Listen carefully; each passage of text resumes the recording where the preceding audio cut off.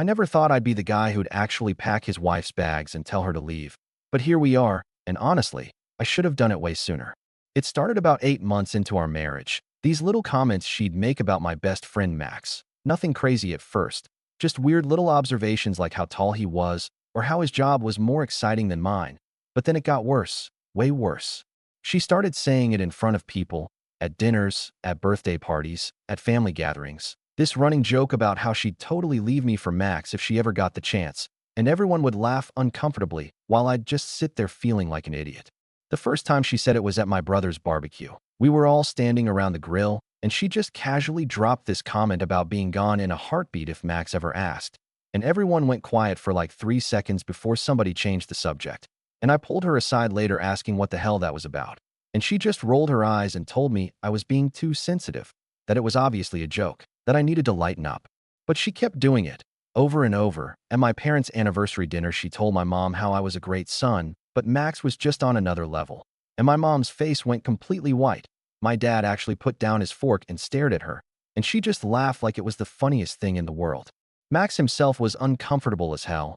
He pulled me aside one night after she'd made another comment at a bar with our friend group and told me straight up this wasn't okay, that he didn't know why she kept saying this stuff, but he wasn't into it, that I needed to talk to her. And I did talk to her, multiple times, but every single time she'd flip it back on me, telling me I was insecure, that I couldn't take a joke, that maybe if I had more confidence it wouldn't bother me so much. The thing is, it wasn't just the comments, it was the way she'd look at him when she thought nobody was watching, the way she'd find excuses to stand next to him at parties, the way she'd always ask if Max was coming to whatever event we were going to, and if he wasn't, she'd suddenly be less interested in going. My sister noticed it too. She grabbed me at Thanksgiving and pointed out how weird things were getting with my wife and Max, and I just shrugged because what was I supposed to say? That my wife had this bizarre obsession with my best friend, but claimed it was all just humor? The breaking point came at my parents' house 3 months ago. We were having dinner with my whole family, aunts, uncles, cousins, everyone. And somehow the conversation turned to celebrity crushes or something stupid like that. And my wife saw her opening and took it. She literally announced to the entire table how if we're talking about people she'd actually leave me for, she'd choose Max in a heartbeat, and she wasn't even joking anymore. And the entire room went silent. You could hear the clock ticking on the wall. My grandmother looked like she'd seen a ghost. My dad's jaw was clenched so tight, I thought he'd crack a tooth. And I just sat there feeling this wave of humiliation wash over me. Something snapped in me right then.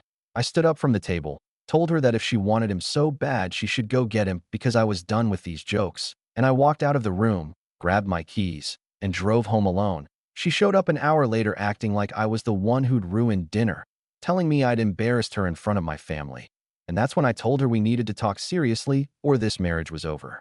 That conversation went nowhere. She kept deflecting, kept saying I was overreacting, kept insisting that she loved me and Max was just a friend, and why couldn't I understand that women joke differently than men? But I wasn't buying it anymore. So I did something I'm not proud of but needed to do. I called Max. I needed to know if there was something I was missing, if maybe she'd been messaging him or saying things to him privately, and what he told me made my blood run cold. He said she'd been texting him for months.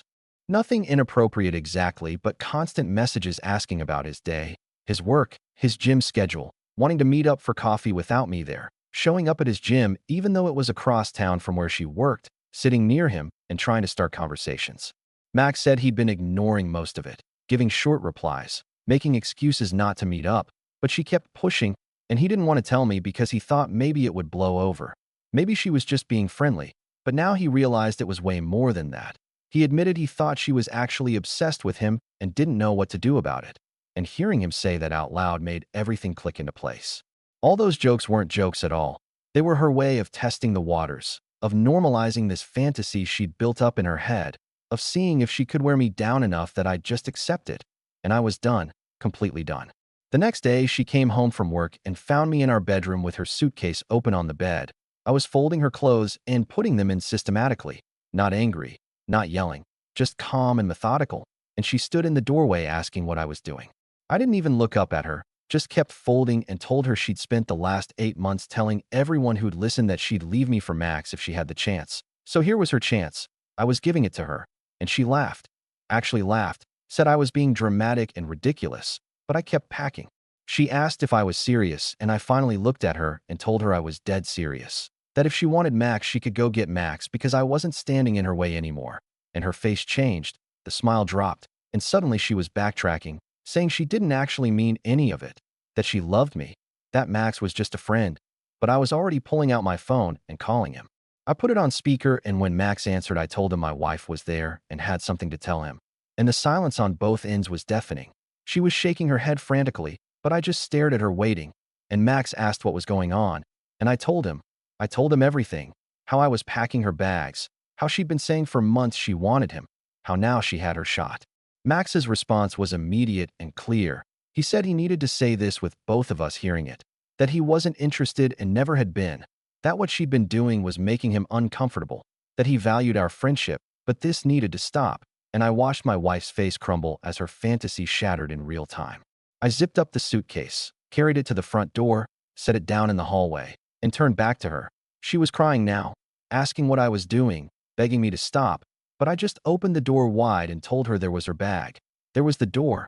Max knew how she felt, and now it was up to her, and I stood there waiting to see what she'd do next.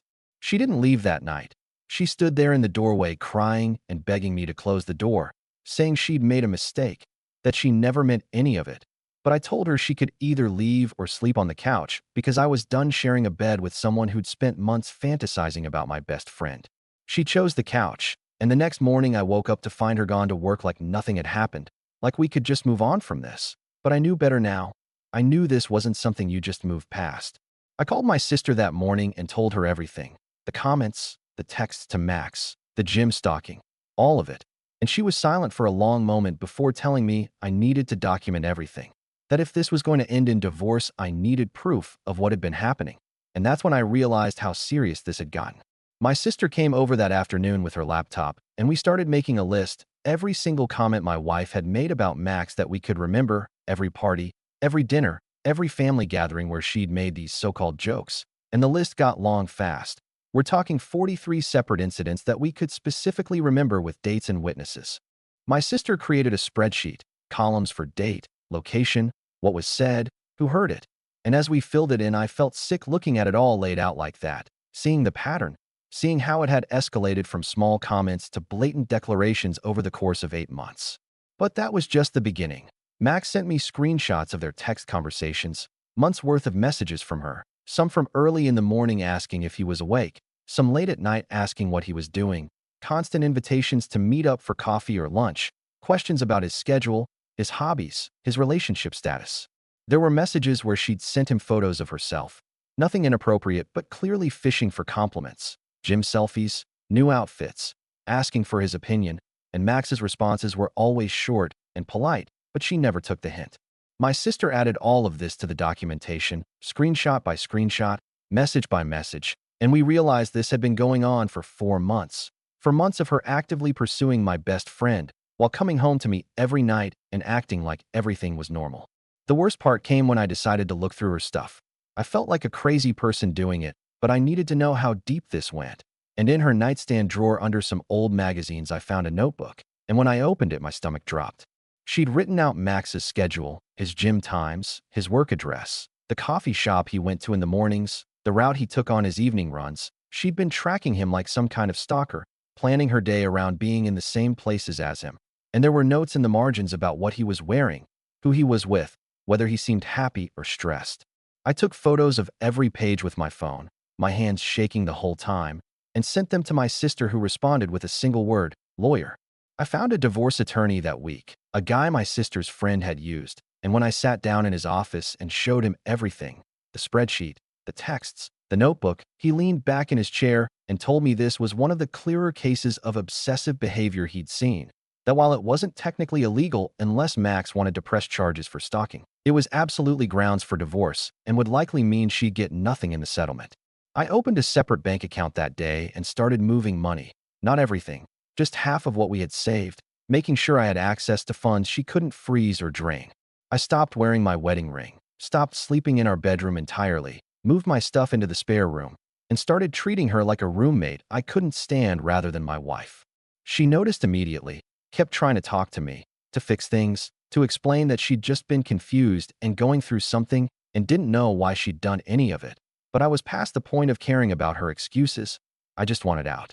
My lawyer sent her the divorce papers 3 weeks later. She was served at work, which I felt a little bad about, but my attorney said it was better to do it somewhere public where she couldn't make a scene.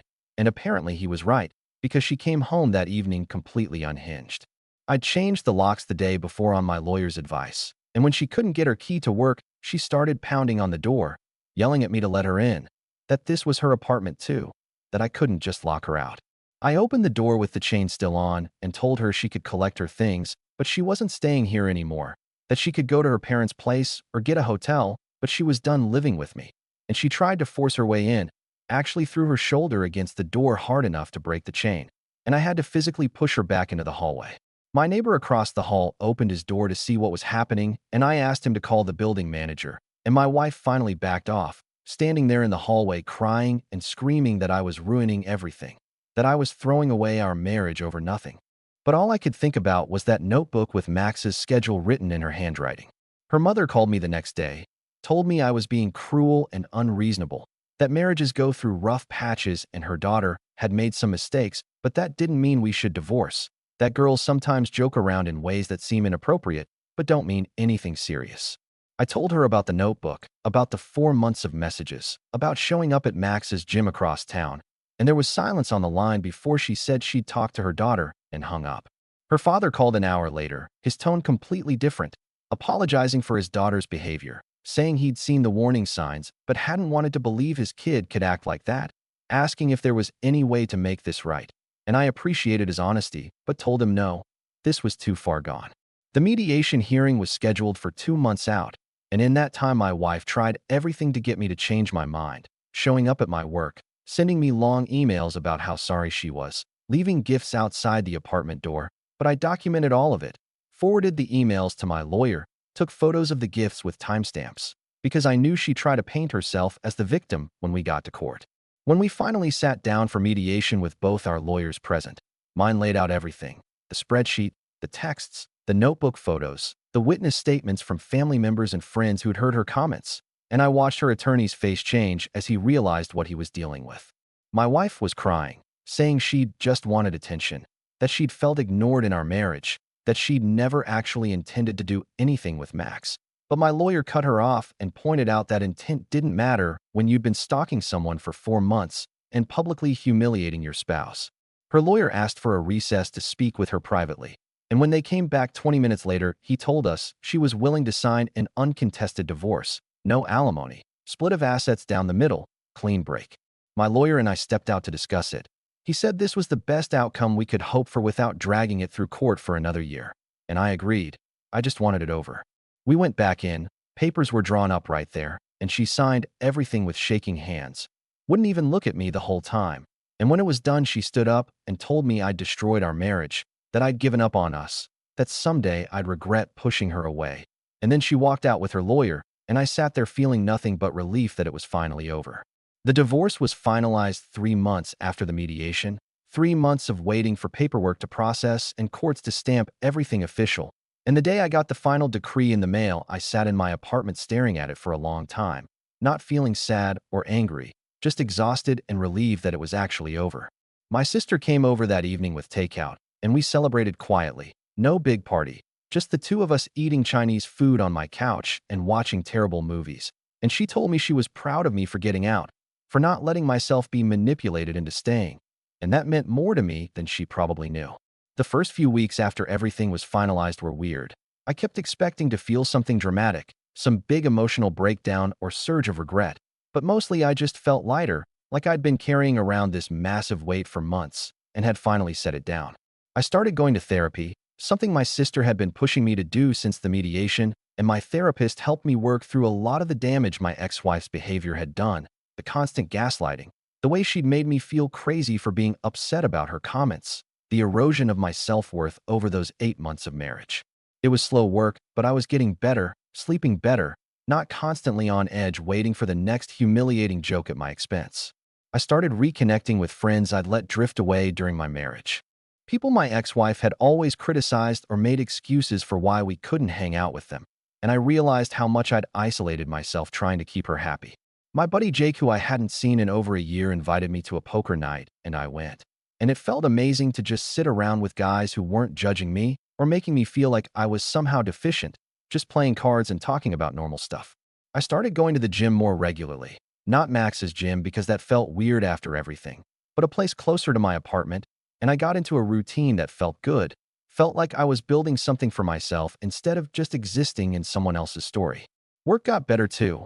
I'd been so distracted and stressed during my marriage that I'd been doing the bare minimum, showing up, but not really present, and my boss had noticed. But now I was focusing again, taking on projects I'd been avoiding, actually caring about doing good work. 4 months after the divorce, I got called into my boss's office and thought I was in trouble for something. But instead, he offered me a promotion, a significant raise, and a team lead position, something I'd been passed over for the year before when I was too buried in my marriage drama to even apply properly. I used some of the money from the promotion to renovate my apartment, got rid of furniture that reminded me of my ex-wife, repainted the walls colors I actually liked instead of the beige she'd insisted on, bought a new couch, new bed, made the space actually feel like mine. My sister helped me pick out artwork, and I hung photos of friends and family instead of the generic prints my ex-wife had chosen, and walking into my apartment started to feel like coming home instead of just existing in a space.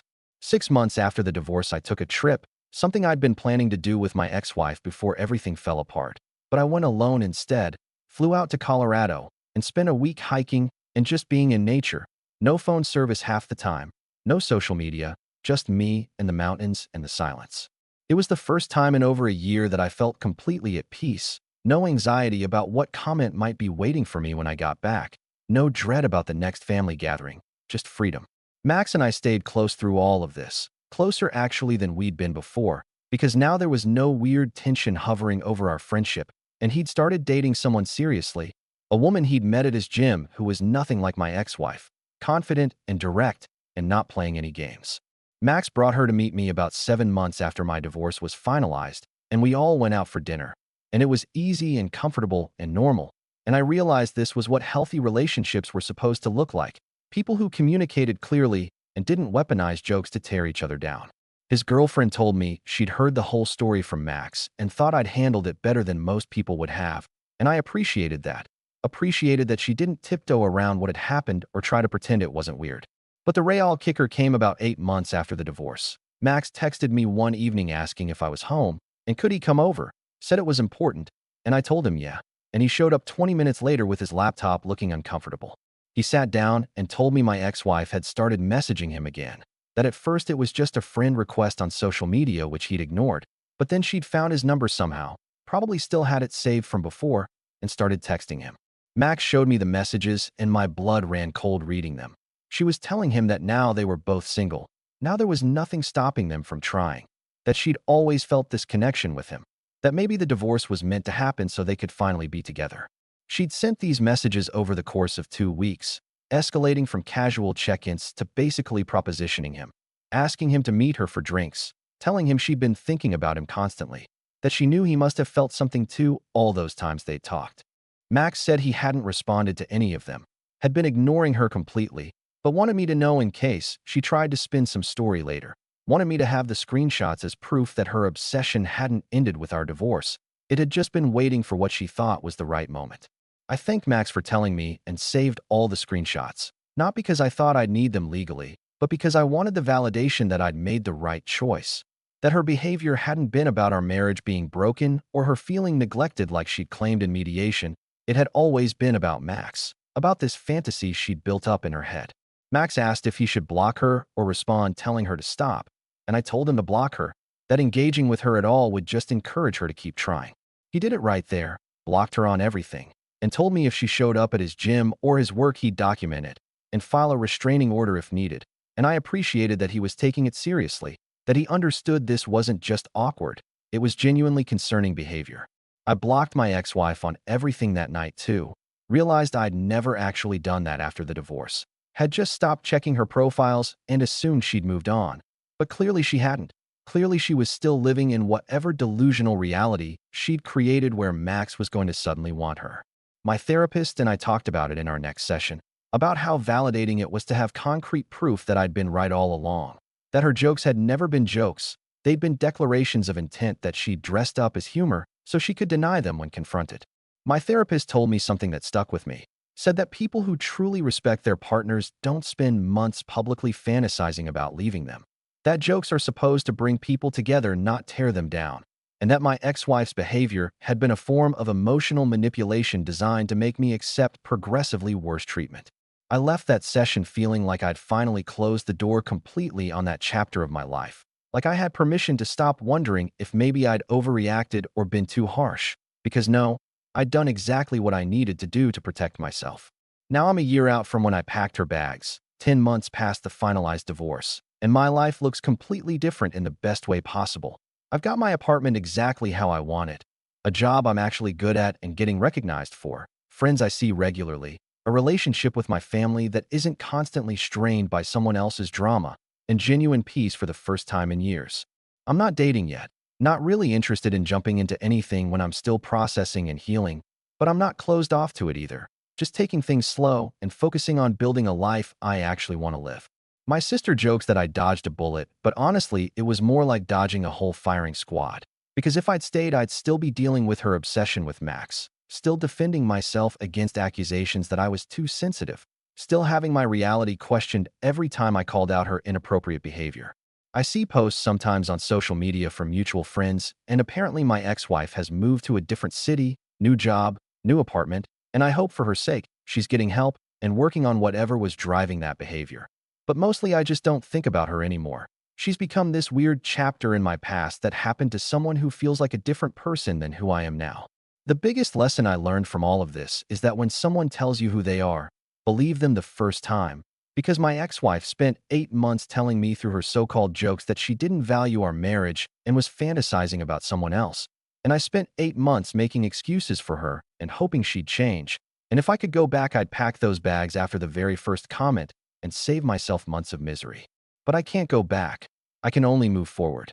And that's exactly what I'm doing. What do you think about this story? Let me know in the comments. Drop a like, and don't forget to subscribe for more real-life stories.